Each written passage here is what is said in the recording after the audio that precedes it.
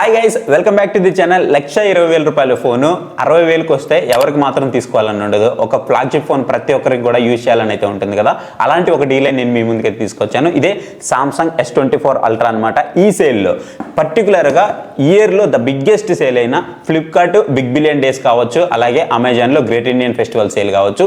ఈ సేల్లో మీరు కొనాలి అనుకుంటే మీకు 60,000 రూపాయలకి అయితే ఇది రాబోతుంది. ఇది వెరీ ఫ్లాష్ డీల్ అనమాట. ఈ డీల్ ఎప్పుడు వస్తుందో ఎప్పుడు పోతుందో మీకు తెలియదు కదా. సో ఈ డీల్ వచ్చినప్పుడు నేను మన టెలిగ్రామ్ ఛానల్లో పోస్ట్ చేస్తాను. మీకు ఒకవేళ ఇంట్రెస్ట్ ఉంది అని అనుకుంటే మీకు డిస్క్రిప్షన్లో మన టెలిగ్రామ్ ఛానల్ లింక్ ఇచ్చాను, మీరు అక్కడ నుంచి అయితే జాయిన్ అవ్వచ్చు. పక్కన మీకు క్యూఆర్ కోడ్ కనిపిస్తుంది కదా, దాన్ని స్కాన్ చేసి కూడా మీరు మన టెలిగ్రామ్ ఛానల్లో జాయిన్ అయితే నేను అక్కడ పోస్ట్ చేస్తాను, మీరు కావాలంటే తీసుకోవచ్చు. అలాగే ఇక్కడ మనకి రెండు డీల్స్ అయితే కనిపిస్తూ ఉంటాయి. ఒకటి వచ్చేటప్పుడు మనకి iPhone 16 Pro అనమాట, 70,000 రూపాయలకు వస్తుంది. అలాగే మనకి సామ్సంగ్ S24 Ultra 60,000 రూపాయలకు వస్తుంది కదా. ఈ రెండిట్లో ఏది తీసుకోవాలని ఒక వీడియో కూడా నేనైతే చేయడం జరిగింది. మీకు కావాలంటే అది కూడా ఒకసారి చెక్ చేయండి. రెండు కూడా 1 year ఎక్స్పీరియన్స్ నేను అక్కడ షేర్ చేశాను.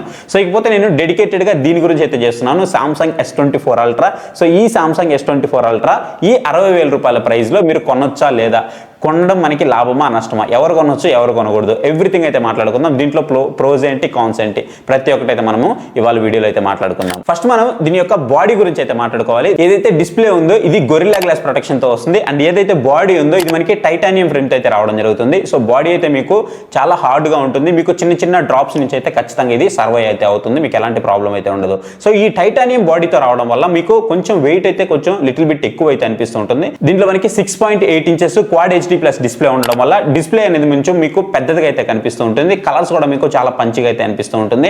మీరు నార్మల్గా ఏవైతే మొబైల్స్ యూస్ చేస్తారో దానికంటే కూడా మీకు కొంచెం బల్కీగా అయితే మొబైల్ అయితే కనిపిస్తూ ఉంటుంది. ఇది మీరు గుర్తుపెట్టుకోండి, కాంపాక్ట్ సైజులో అయితే ఉండదు. మీరు సమ్ టైమ్స్ రెండు చేతులతో కూడా యూజ్ చేయాల్సిన అవసరం అయితే రావచ్చు.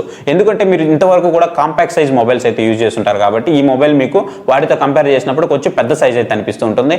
ఎవరైతే బిగ్గర్ డిస్ప్లే ఇష్టపడుతూ ఉంటారో వాళ్ళకైతే ఇది ఖచ్చితంగా బాగా నచ్చుతుందని అయితే చెప్పుకోవచ్చు. ఇక మెయిన్ దీని యొక్క ప్రోస్ వచ్చేటప్పటికి డిస్ప్లే అని చెప్పుకోవాలి. దీని డిస్ప్లే మాత్రం డైనమిక్ ఆమ్లెట్ డిస్ప్లే అవడం వల్ల మీకు పంచి కలర్స్ అయితే ఉంటాయి. మీరు గేమ్స్ ఆడుతున్నా, వీడియో చూస్తున్నా, ఎవ్రీథింగ్ కూడా మీకు చాలా పర్ఫెక్ట్గా అయితే ఉంటుంది అనమాట. కలర్స్ అయితే మాత్రం చాలా పంచిగా అయితే కనిపిస్తూ ఉంటాయి. మీకు కంటి నిండా అయితే కలర్స్ అయితే కనిపిస్తూ ఉంటాయి అనమాట. మీరు కంపేర్ టు ఐఫోన్తో కంపేర్ చేసినా సరే బెటర్ కలర్స్ అయితే మీకు దీంట్లో అయితే కనిపిస్తూ ఉంటాయి. దాంట్లో మీకు ఎలాంటి డౌట్ అయితే లేదు. ఇక డిస్ప్లే కూడా ఇది మనకి సామ్సంగ్ S23 Ultraలో అయితే మీకు కర్వ్ డిస్ప్లే అయితే వచ్చేది. ఇక్కడ మీకు రెక్టాంగులర్ డిస్ప్లే రావడం వల్ల సో ఇది మీకు బెస్టింగ్ అని చెప్పుకోవచ్చు. గబక్కన పడినా సరే మనకి పెద్దగా పగలడం అలాంటి ఇష్యూస్ అయితే మనం నోటీస్ చేయము. ఎందుకంటే మనకి ఫస్ట్ కార్నర్ తగులుతుంది కాబట్టి మ్యాక్సిమం కూడా డిస్ప్లే పగిలే ఛాన్సెస్ అయితే చాలా తక్కువ అయితే ఉంటుంది. ఇకపోతే మనం దీని కెమెరాస్ గురించి అయితే మాట్లాడుకోవాలి. కెమెరాస్ వచ్చేటప్పటికి మీరు కనుక ఒక ఫ్లాగ్షిప్ కెమెరా ఎక్స్పీరియన్స్ చేయాలి అనుకుంటే ఖచ్చితంగా ఈ మొబైల్ మీకు బెస్ట్ చాయిస్ అయితే అవుతుంది. ఎందుకు అనంటే 200 మెగాపిక్సెల్ కెమెరా అయితే దీంట్లో తీసుకొచ్చారు. దీంట్లో మనకి 12 MP కెమెరా ఉంటుంది, 50 MP కెమెరా ఉంటుంది, 200 మెగాపిక్సెల్ కెమెరా ఉంటుంది.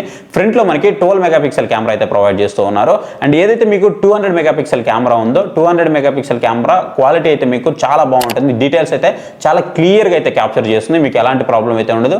ఇక్కడ 200 మెగాపిక్సెల్తో మీరు తీసుకున్నప్పుడు ఫొటోస్ కూడా మీకు MB అనేది కొంచెం ఎక్కువ అయితే తీసుకుంటూ ఉంటుంది అనమాట. బేస్ వేరియంట్ ఇది మనకి 256 GBతో రావడం వల్ల ఇది ఒక మనకి బిగ్ అసెట్ అవుతుంది ఇక్కడ. అదే మీరు ఐఫోన్లో చూసుకున్నట్లయితే iPhone 16 Pro కనుక చూసుకున్నట్లయితే మీకు 128 GB బేస్ వేరియంట్ దగ్గర అయితే స్టార్ట్ అవుతుంది. అక్కడ మీకు అది కొంచెం కాన్ అయ్యే అవకాశం ఉంది. ఇక్కడ మీకు 256తో స్టార్ట్ అవడం వల్ల ఇక్కడ మీకు ఇది ఖచ్చితంగా ప్లస్ అయితే అవుతుంది.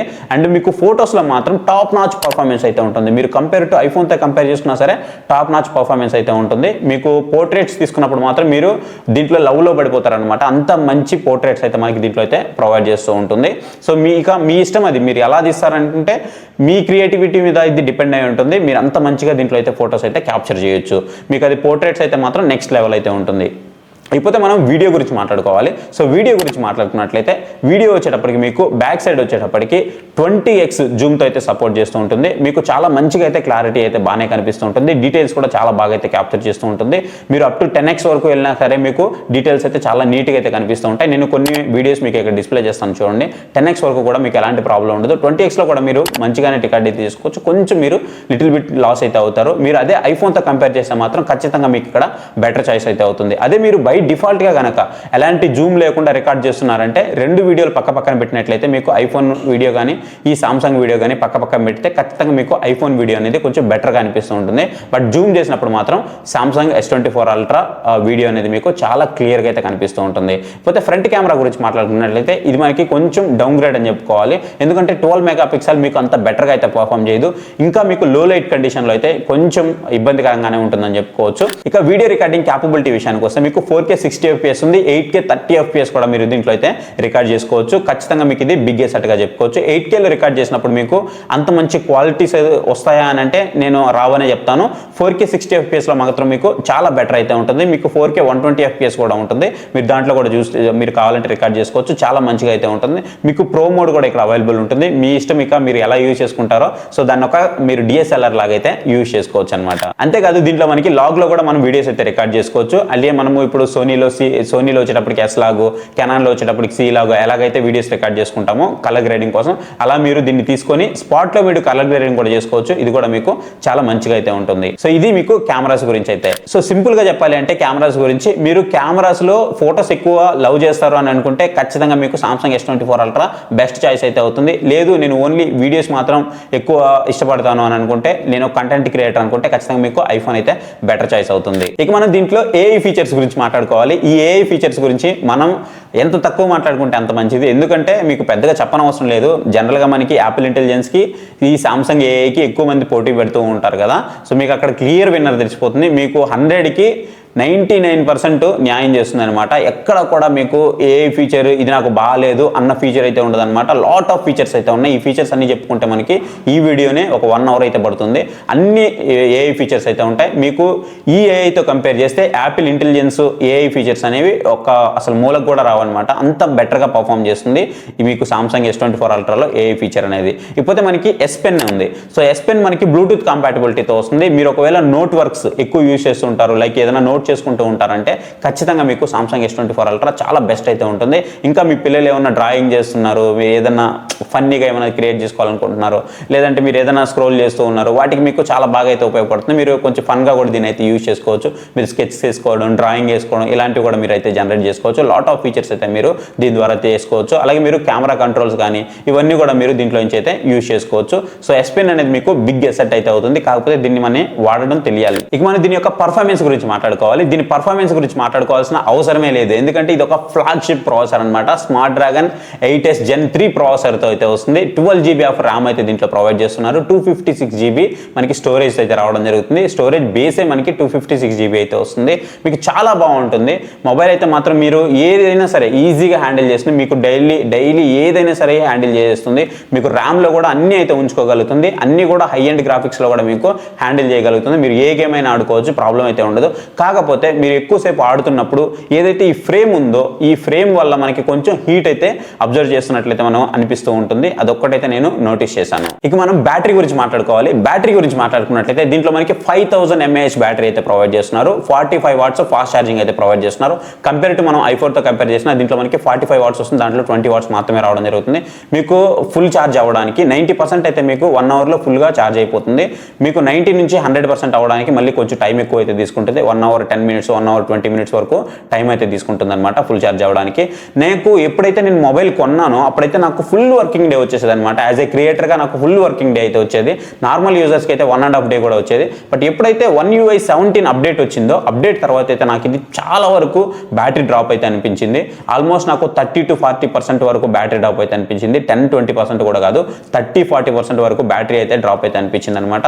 నేను మార్నింగ్ ఛార్జింగ్ పెడితే మళ్ళీ నేను ఈవినింగ్ దగ్గరకు వస్తుందనగా నేను ఛార్జింగ్ పెట్టేస్తూ ఉన్నాను. అంత నాకు బాగా డ్రాప్ అయితే అవుతుంది. ఇంతకుముందు నాకు ఆ ప్రాబ్లం లేదు.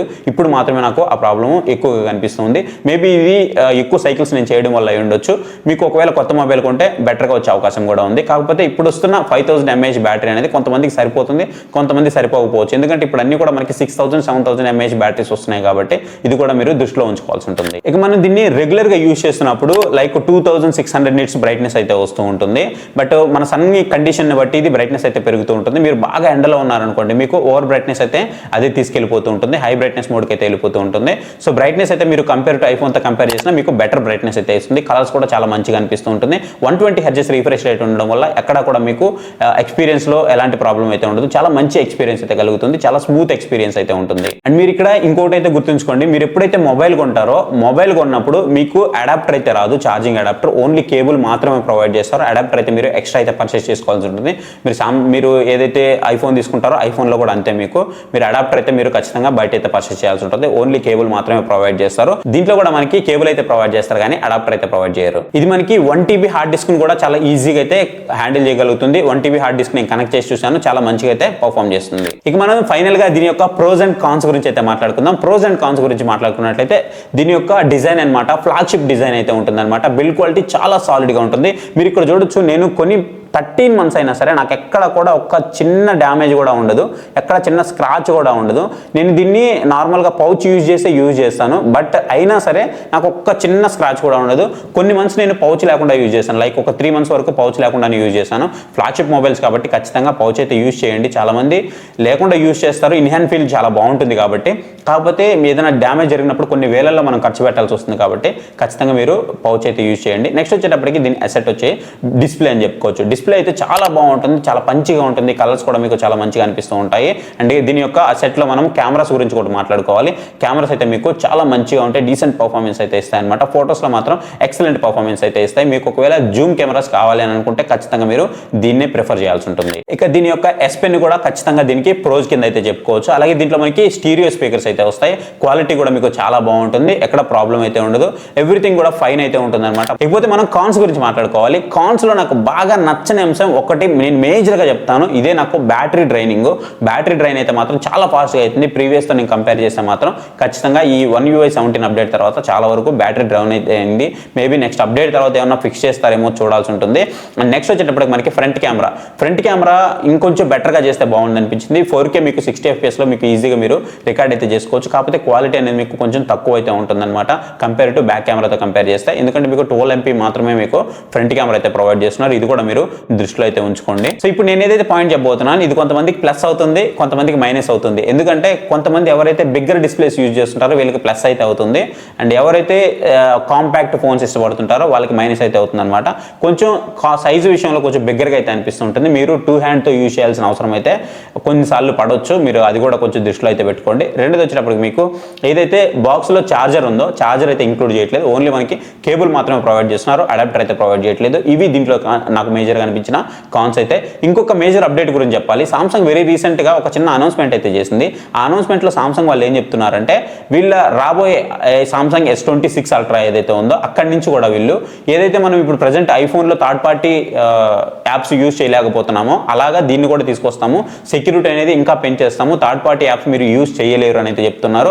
కొన్ని థర్డ్ పార్టీ యాప్స్కి మాత్రం మేము పర్మిషన్ ఇస్తాం, సెక్యూరిటీ అండ్ ప్రైవసీకి సంబంధించినటువంటి గైడ్ లైన్స్ ఫాలో అవుతాయో వాటిని చెక్ చేసి వాటిని మాత్రం మేము అలౌ చేస్తాము, మిగతా వాటిని అయితే అలౌ చేయమని చాలా స్ట్రిక్ట్గా అయితే చెప్తూ ఉన్నారు అనమాట. అంటే ఎవరైతే థర్డ్ పార్టీ యాప్స్ దీంట్లో ఇన్స్టాల్ చేసుకుందామని అనుకుంటూ ఉంటారో సో వాళ్ళకి ఇది గట్టి దెబ్బ అని చెప్పుకోవాలి. సో ఇది గైస్ కంప్లీట్గా దీనికి సంబంధించిన డీటెయిల్స్ అన్ని కూడా మీకు ఇచ్చానని అనుకుంటున్నాను. సో ఫైనల్గా మీరు ఒక ఫ్లాగ్షిప్ మొబైల్ ఎక్స్పీరియన్స్ చేయాలనుకుంటే మీకు 60,000 రూపాయల బడ్జెట్లో నిజంగా ఈ ఫోన్ దొరికింది అని అనుకుంటే మాత్రం ఖచ్చితంగా మీరు అదృష్టవంతులనే చెప్పాలి. ఎందుకంటే మీకు ఫ్లాగ్షిప్ ఎక్స్పీరియన్స్ అయితే మీకు దీంట్లో అయితే దొరుకుతుంది అనమాట. సో ఇది గైస్ వీడియో అయితే మీకు ఎలా అనిపించిందో కామెంట్ సెక్షన్లో కామెంట్ చేయడం మాత్రం మర్చిపోవద్దు. ఇంకా మీకు ఏమైనా డౌట్ ఉంది అనుకుంటే ఖచ్చితంగా కామెంట్ సెక్షన్లో కామెంట్ చేయండి, నేను మీకు అక్కడి నుంచి రిప్లై ఇవ్వడానికి అయితే ట్రై చేస్తాను.